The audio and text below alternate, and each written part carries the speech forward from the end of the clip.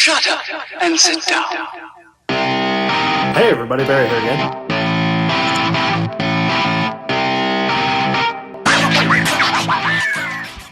Hey everybody, Barry here again. Back at the headers. Are we sick of header videos yet? Yes we are. So I'm going to run this one through on time-lapse as fast as I can, get it wrapped. This is the header that I did a couple of videos ago-ish. And it came out really nice. I'm happy with it. I am absolutely not a professional at this, but there are no real gaps.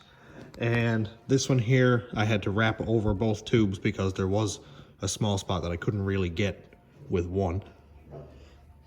Wastegate up pipe is done, and I will also do the pipe going out to my exhaust, but that's not obviously done yet. And I've got some stainless bands to finish off this right here because zip ties won't last very long. So that one's done. The real squirrely one is what I gotta do next. So this one pipe took 12 feet and I wrapped it up around the merge here the best I could. So I'm gonna continue on like I was doing, wrap from here up and then try to stop right here. Same thing with these, wrap up, stop right here. Then I will wrap from the merge down and cover up as much of this ends as I can. That'll hopefully clean it up. So that's what I'm going to be doing today. And I already have a full video on pretty much a step-by-step on this, so I'm not going to waste any more time, waste another full video on doing the exact same thing because I don't like repetition. And then we'll go on to something else. What? I don't know. I have no idea. Maybe I'll start putting the stuff back together because after this header is done, then I can continue on with the front end of the engine, put the header down, bolt on the power steering brackets, all that stuff. Then I can permanently mount the turbos and start at some exhaust maybe, or continue with the wiring because very soon this engine is going to be ready for a fire up. Mentally, emotionally, I don't think I'm ready for it. Never had an engine with a big cam in it before.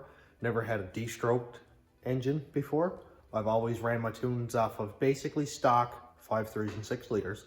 So my buddy Jorge from Texas, he sent me a tune for a sloppy stage 2 cam with a 2-bar. So I'm going to be able to work off of that, and I should be able to pretty much tweak it so it'll stay running.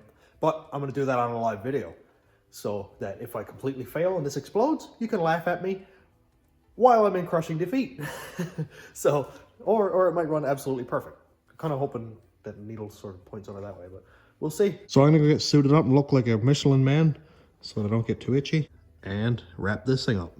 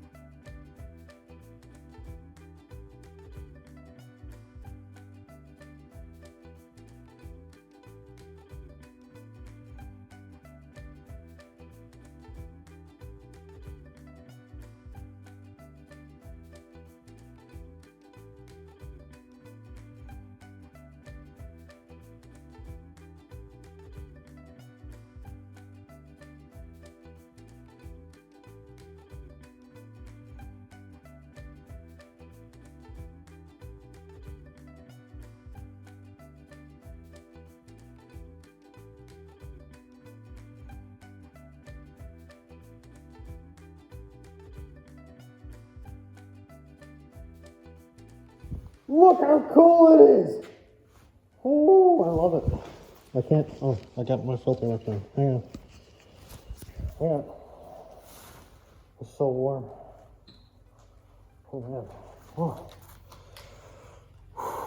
Fresh air. No silica fibers in my lungs. Okay, this is done. It's done.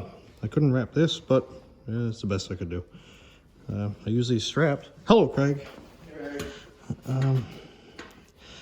And I think I pretty much got it tightened up there. I'm gonna film this because of how much this irritates me. And I wish I had the correct tool, but apparently it's no better than, well, whatever it is I'm gonna do here. So these are the stainless locking ties, which are not real expensive. I think they're like $5 for a pack of 5. But man, they're irritating. So I need something to hold this end, this is the locking end, in place so it doesn't slip around. And I've got to sort of pull this tang that's coming off here. So what I figured I'd do is something like this.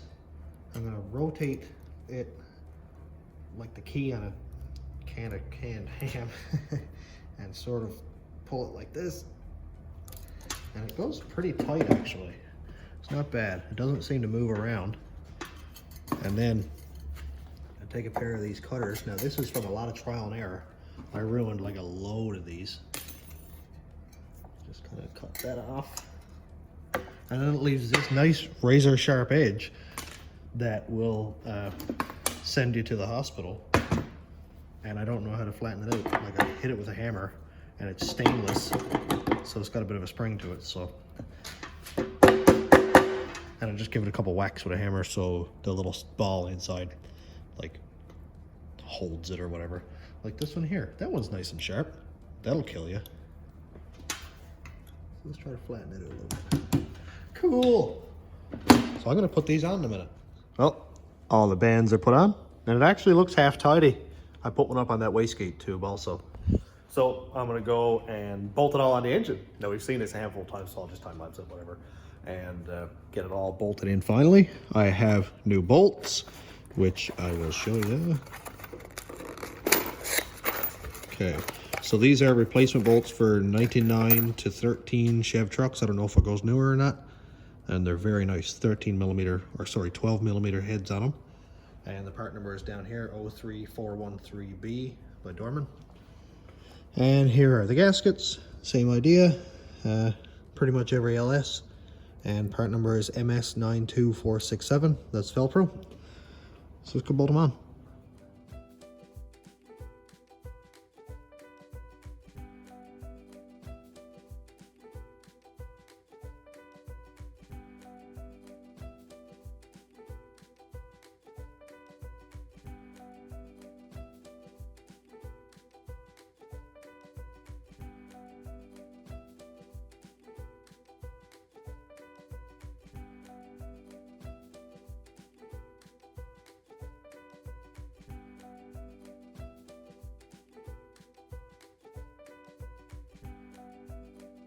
I really like how it looks.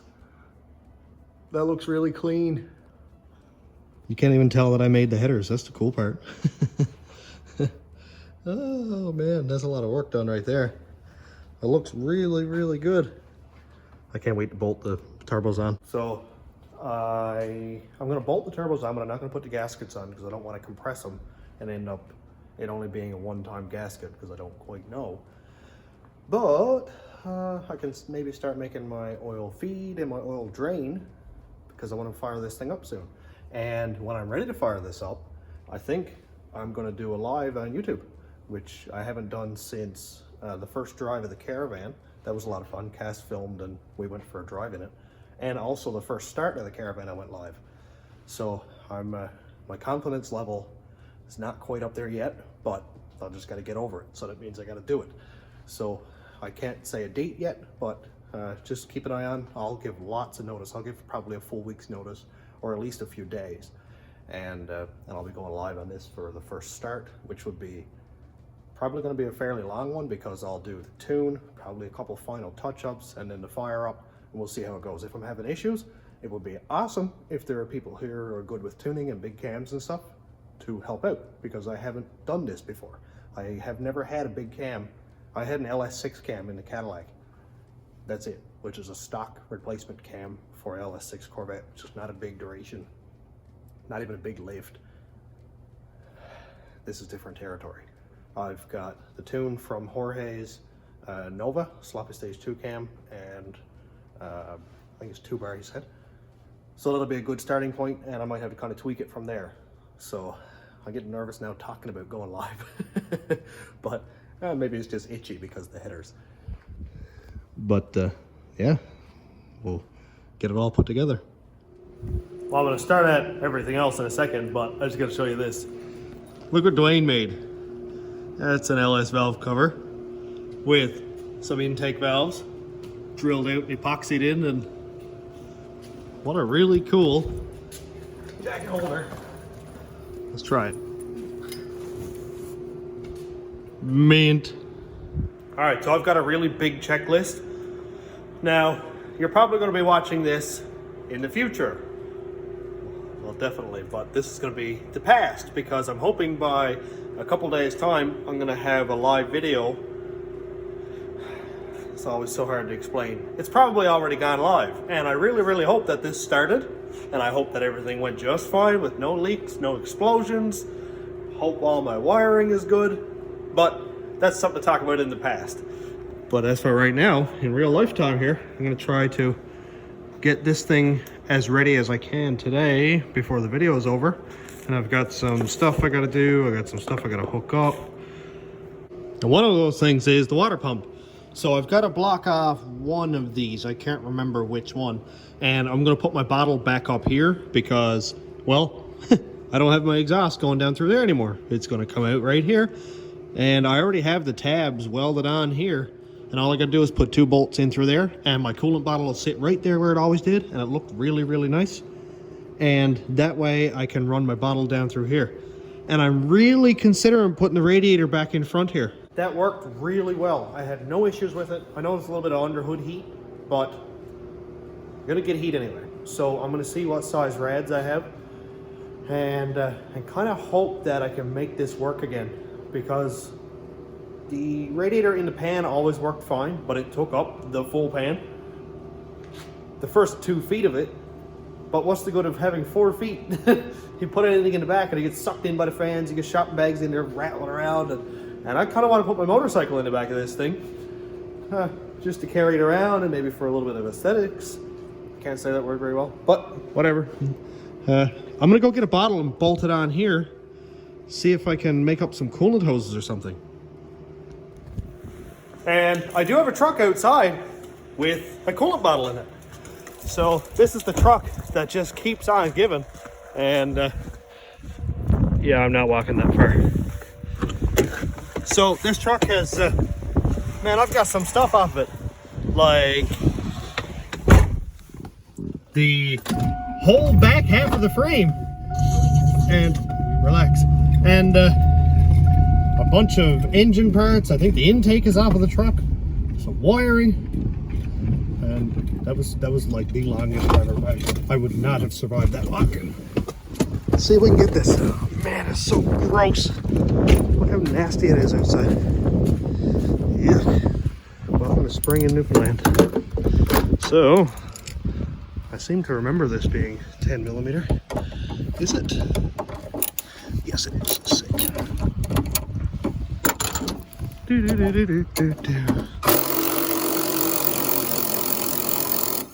One.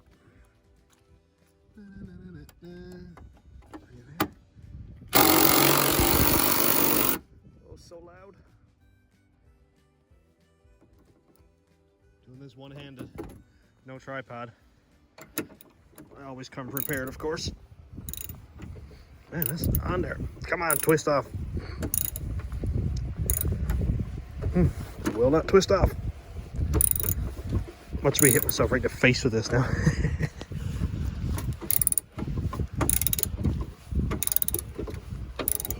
Why won't you twist off? Oh, had a sound. Oh no.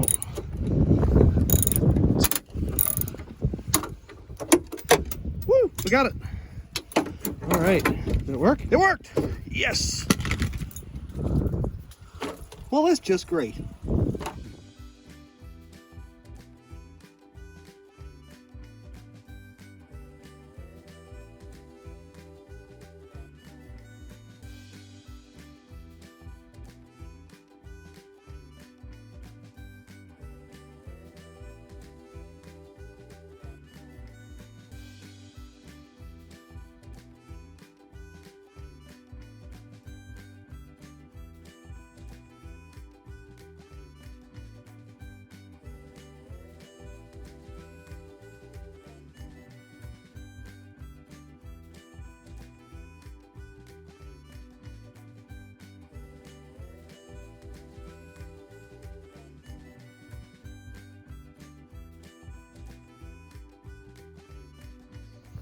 I got a lot of work done in the last couple of minutes of video. Frampton stopped by, so we were just having a chat, throw it on time lapse, whatever. Got some work done. Got some work done. 3-bar map is put into the intake, and I got a piece of sponge put behind it so that it'll be held down by this plate here, which serves as the locking thing for the chummy thing. I don't know what you call this. This ugly cover that covers the ugly. That's why it's called the ugly cover. Huh. Just realized that. So that looks much gooder. And turbos are pretty much figured out. The intercooler actually fits really well. It's lower than it used to be. It used to come up to about right here, but obviously we got some interference going on. And from the front, it just looks like a radiator for full sleeper vibes. And it doesn't come down pretty much at all below the front valance. But when you get in behind here, you can see that's a big old intercooler. Now I'm sure one of those China intercoolers or like a Mishimoto one or something would probably be a lot better. But this one is a big tube and fin. It's got really big tubes and it's got fins just like the regular one, but it's like 1.5 feet deep or probably 16 inches. So, you know, that came out of a Power Stroke. It was good enough for a big dirty diesel hauling a camper. It's good enough for my 3,000 pound truck hauling me. No swearing on YouTube. So that's all working really, really well. I want to get this in for the main reason that I can run my tubes, my boosty tubes. I just need to know where and how. I had a thought where I was going to put my radiator up front. I'm rethinking that again. I've thought about that 3 times now in this video in the last 5 minutes, but I don't think I'm going to have room. Because I got a pretty big rad with 2 big fans on it, and there's not a whole lot of room right there, especially with my boost tubes or charge pipes or whatever you want to call it, having to come out here, intercooler up to the throttle body, then the turbo drains, which are going to have to go pretty much down, and then right there. And I got a lot of stuff going on there. As for this direction, there is a pile of room down here. You can see that. Like, it'd be no trouble at all to put a rad right here and not strike anything, which would be sweet, but the distance between the 2 outlets is not great. So as of right now, again, it's gonna go into bed. I'm just gonna have to make a shield or something over it so I can put my motorcycle in the back of it and not run up over it and bust a hole in it and ruin my day. More progress. All right, so I've got some stuff done. I got some stuff figured out. I got some more plans, and this day is far from over, but I am going to cut the video off here because it's gone in like 10 different directions now. I have absolutely no idea what's going on. I have no idea where I started or where I am. So I'm going to shut her down here and start up another video, and you'll see that one in a couple of days, just to kind of break it up a little bit, and fingers crossed on how the live is going to go. Or how it already went, anyway. So, thanks for checking out the channel. Thanks to all the new subscribers and YouTube members and patrons. If you want to check out my Patreon, it's patreon.com/stationroadratrods, and that's just a small way you can help the channel. And thanks for watching. Have a great day, everybody.